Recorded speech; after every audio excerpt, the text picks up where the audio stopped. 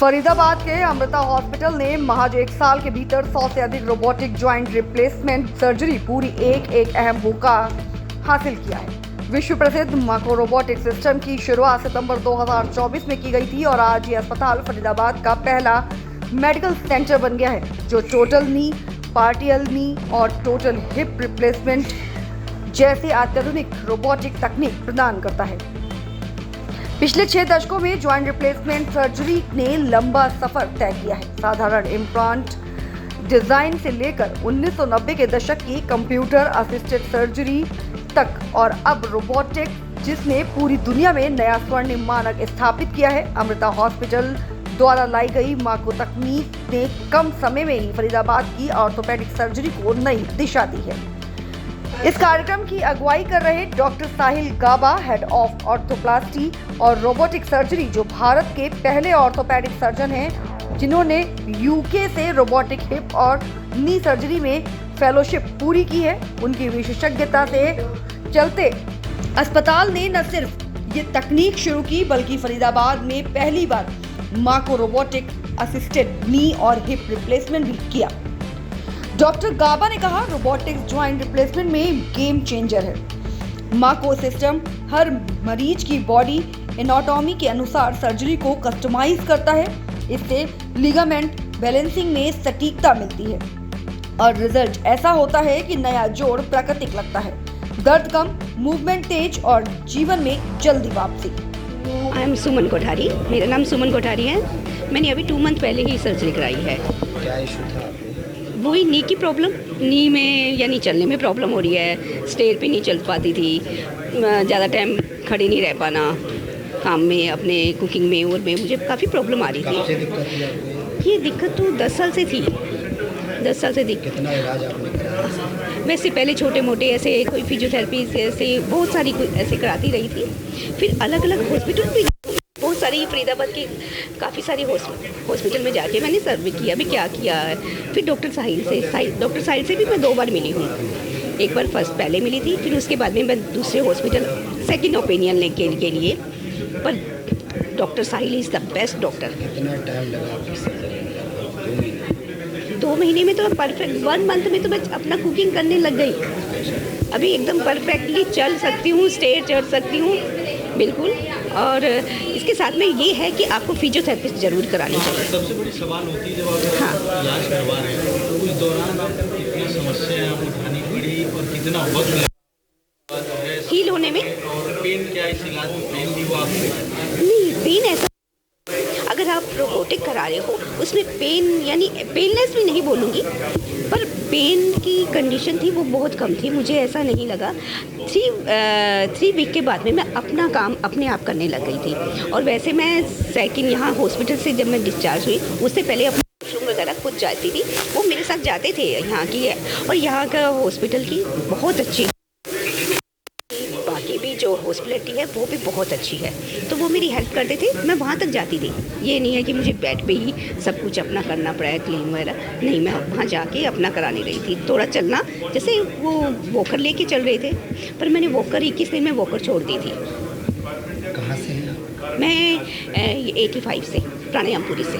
अच्छा, इसमें खर्चे की अगर बात की जाए तो कितना खर्चा है? हाँ, खर्चा रोबोटिक का तो देखिए डॉक्टर साहब ने जैसे बताया है कि वो मेरी दोनों की हुई है, तो 90 के आसपास वो लगा और 4.5 मेरी सर्जरी के लगी है। तो 5.5 के वो मेरी स्टार हेल्थ की पॉलिसी थी, उसमें कवर हो गया। 5.5 लाख? नहीं, 5.5 नहीं, देखो 1 जो रोबोटिक है वो मुझे पर्सनली पे करना पड़ा है। 4.5 में? हाँ, 4.5। ये देखिए कि वो स्टार हेल्थ की जो पॉलिसी थी उसने मुझे 4.5 रिकवर किया। कैसी उम्मीद लग रही है कि कब तक आप जीवन भर आप अच्छे से आप? अभी तक तो फिलहाल मैं सब काम कर रही हूँ, अच्छी भली चल रही हूँ। अकेली आई हूँ यहाँ से, मैं, मेरे कोई भी नहीं है, मैं आई हूँ। और सबसे बेस्ट मुझे डॉक्टर साहिल बेस्ट है, क्योंकि मैं बहुत सारे हॉस्पिटल जाके फिर मैं यहाँ आई आधी थी। ठीक आप तभी होंगे? हाँ, नहीं वैसे ये है, डॉक्टर अच्छा हो तो आधी भी वैसे चली जाती है, ये तो है, क्योंकि वो थोड़ी सी आप मोटिवेट वैसे हो जाते हो। मेरा नाम श्यामलाल बंसल है। 76 ईयर मेरी एज है। सेक्टर 16 फरीदाबाद में रहता हूँ। सर, क्या परेशानी थी आपको? मैं पहले जब सर्जरी के पहले मैं बिल्कुल चल नहीं सकता था। थोड़ी देर भी दूर चलता था तो मैं थक जाता था, सांस फूल जाती थी, और मैं कहीं भी जाना होता तो मैं घबराता था, अभी मैं नहीं जाता, हमें चलना पड़ेगा। आपसे परेशानी थी? ये मेरे को पीछे 8-10 साल से परेशानी थी। कैसे पता चला? नहीं, ये तो पता था ही, अभी घुटनों में प्रॉब्लम है, ये तो मेरे को पता ही था। नहीं, यहाँ हॉस्पिटल के बारे में तो ये हमने ट्राई किया, 2-3 हॉस्पिटल में पता किया, और डॉक्टर साहब का पता किया अभी कौन सा डॉक्टर अच्छा है, कौन सा ठीक कर रहे हैं। हमें ये हॉस्पिटल अच्छा लगा। और कुछ पहले मेरा ट्रीटमेंट जहाँ पहले भी 1-2 हुए थे, एक तो मेरे को पहले प्रोस्टेट कैंसर हो गया था, उसका ट्रीटमेंट तो मैंने करवाया था अपोलो दिल्ली में, पर उसकी रेडिएशन मेरी यहाँ हुई थी। और उसके बाद जब मैं ये रिप्लेस करवाने आया घुटने एक बार, तो उसके में मेरे को थोड़ी सी प्रॉब्लम आ गई, और इन्होंने एनेस्थीसिया देना मेरे को नहीं माना। बात किया जाए आपकी एज जो है, बात किया जाए 60+ ही है, 76 है। 76 है आपका। तो उस समय क्या समस्या हुई थी जब इलाज के दौरान, एज बड़ा होने की वजह से? हैं जी, क्या बड़ा होने से? एज अगर आपकी बड़ी है, ज़्यादा एज है, क्या इलाज के दौरान कोई दिक्कतें आई हैं? नहीं, कोई दिक्कत नहीं आई। एज के हिसाब से इलाज में कोई दिक्कत नहीं आई। आप कैसा फील कर रहे हैं? बहुत बढ़िया फील कर रहा हूँ। पहली बात है तो मेरे को जिस दिन से मेरा ऑपरेशन हुआ है, 5 महीने हो गए हैं, मेरे को कभी भी फर्स्ट डे से भी पेन नहीं हुआ। और दूसरा ये है, अभी विदिन 15-20 दिन के बाद मैं बिल्कुल बगैर स्टिक के, बगैर बाकर के चलना। प्रॉब्लम तो ये नई नहीं है।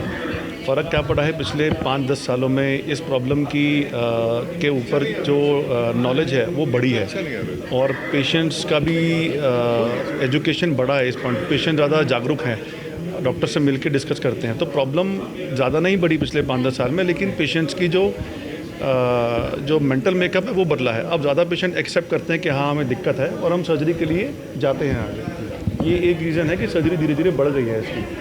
तो रीज़न दूसरा ये भी है कि डॉक्टर्स भी अब ज़्यादा बेटर ट्रेंड हैं नई टेक्नोलॉजी में, नई टेक्निक्स के अंदर, नई मशीनरी के साथ। उसकी वजह से क्योंकि आप बेटर आउटकम्स दे पाते हो, तो अगेन उसके लिए भी पेशेंट्स का जो वॉल्यूम है वो धीरे धीरे बढ़ रहा है।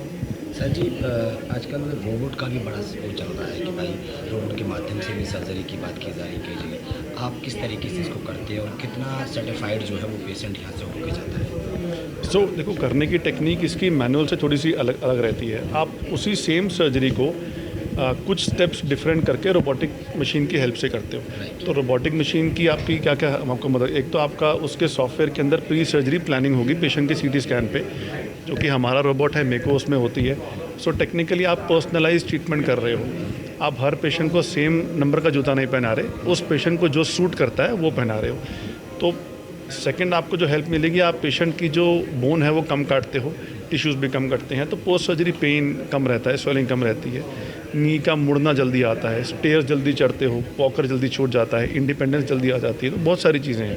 तो सब लगभग कितना समय लगता है एक सर्जरी में? तो सर्जरी करने में देखो, एक घुटने की सर्जरी लगभग 1 से सवा घंटा होती है, डिपेंडिंग ऑन कम्प्लेक्सिटी कितनी है।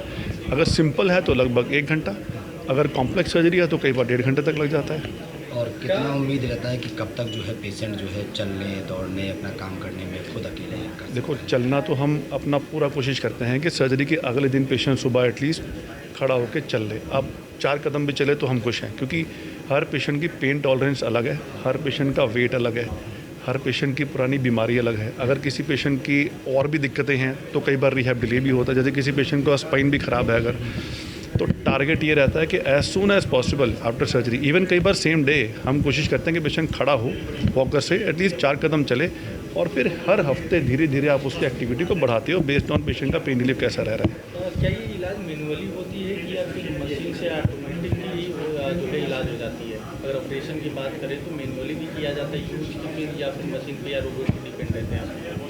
मैनुअली तो ये पिछले 50-60 साल से हो रहा है हमारे देश में। लगभग लेट 1980s अर्ली 1990s में ये फर्स्ट टाइम होना स्टार्ट हुआ था। बाकी कंट्रीज़ में तो इवन 1950s से ये सर्जरी हो रही है, धीरे धीरे बढ़ रही है, धीरे धीरे इम्प्रूवमेंट्स हुई हैं। अब उसमें एक इम्प्रूवमेंट आपकी टेक्नोलॉजी है, रोबोटिक्स है, जो 2014, 15, 16 से ज़्यादा इम्प्रूव हुई है। उससे पहले ये था मार्केट में, बट इतना सक्सेसफुल नहीं था। उसके बाद से इसका आप एक तरह से मानो बूम आया है।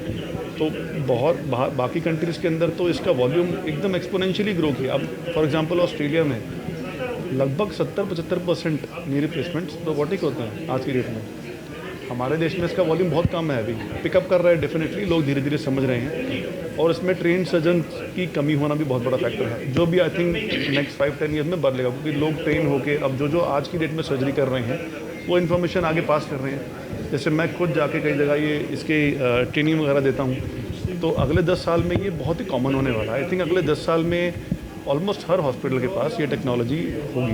डॉक्टर और साहब सबसे बड़ी सवाल ये भी होता है, जो पेशेंट होते हैं वो पैसे को लेकर पीछे हट जाते हैं, तो क्या इस इलाज को लेकर कितना अमाउंट जो है लगता है?